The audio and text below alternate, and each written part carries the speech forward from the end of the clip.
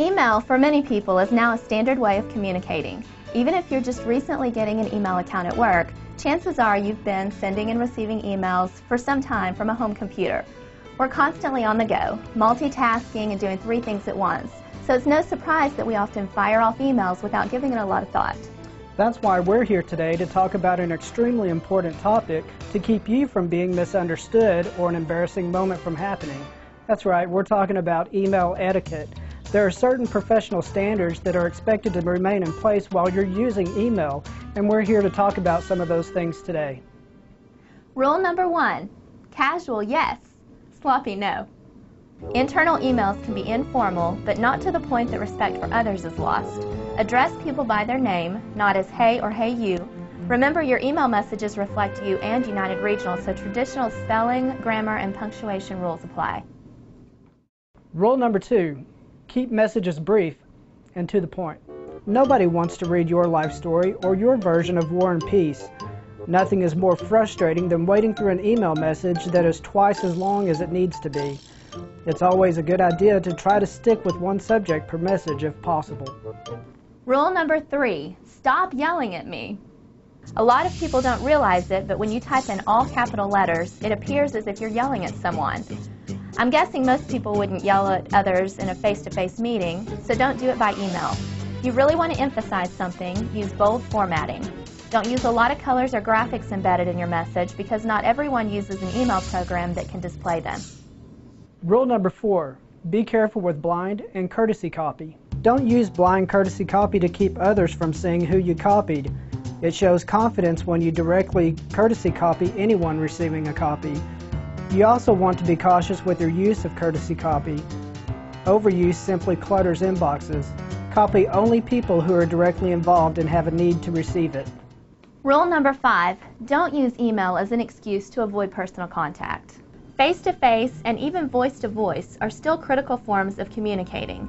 As a general rule of thumb, if the topic requires multiple replies to and from the same person, pick up the phone and call them. You should also never use email to avoid an uncomfortable situation or to cover up a mistake. Rule number 6, remember, email is not private. Ask yourself this question. Would you want something you've typed to be read by your mother or your boss, or even worse, printed on the front page of the Times Record News? If not, don't put it in an email. Once you hit send, you never know where it's going to end up. Email is considered company property and can be retrieved, examined, and used in a court of law. Be very careful what you type in an email and never say anything you wouldn't want others to see. Rule number 7, watch the tone. Don't ever reply to a message while angry. If something makes you mad, take a chill pill, walk away, and wait until your emotions calm down. Blurting out a mad response may feel good at the time, but it almost always gets you in trouble. Always err on the side of politeness and caution. Remember that sarcasm is easily misunderstood.